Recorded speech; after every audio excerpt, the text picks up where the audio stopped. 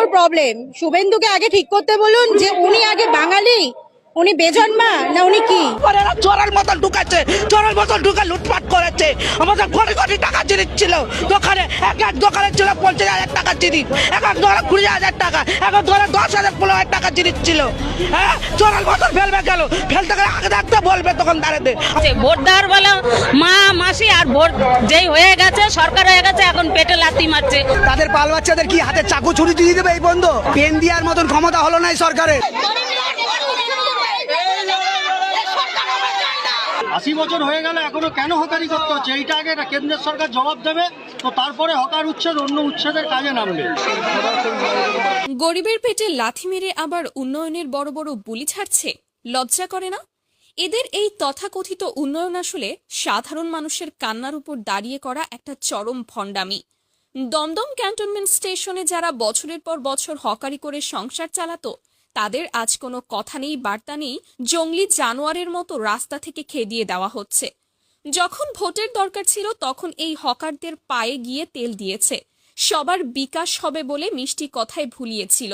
আজ ভোট ফুরিয়ে গেছে, তাই এরা আপনাদের চোখে রাস্তার আবর্জনা হয়ে গেছে।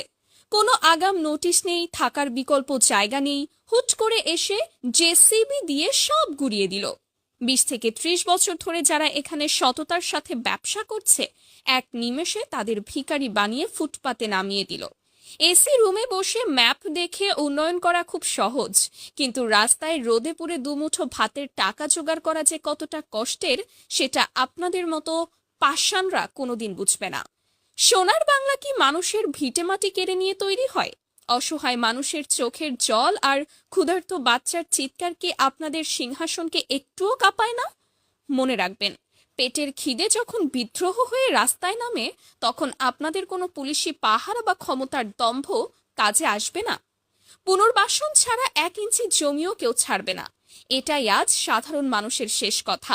আজ যদি চুপ থাকেন, তবে কাল আপনার নিজের থালা থেকেও শেষ ভাতের গ্রাসটুকু এরা কেড়ে নেবে। উন্নয়ন মানে ধ্বংসলীলা নয়, উন্নয়ন মানে মানুষের জীবন বাঁচানো। সাধারণ মানুষের জীবন নিয়ে এই নোংরা ছিনিমিনি খেলা এখনই বন্ধ হওয়া দরকার। হয় বাঁচার পথ দিন, নয়তো গদি ছাড়ুন। মানুষকে ভিখারি বানিয়ে রাজপ্রাসাদ গড়া আর যাই হোক উন্নয়ন হতে পারে না। এই ভণ্ড শাসকদের আসল চেহারাটা চিনে রাখুন, নইলে কাল আপনার কপালেও একই দুঃখ আসবে।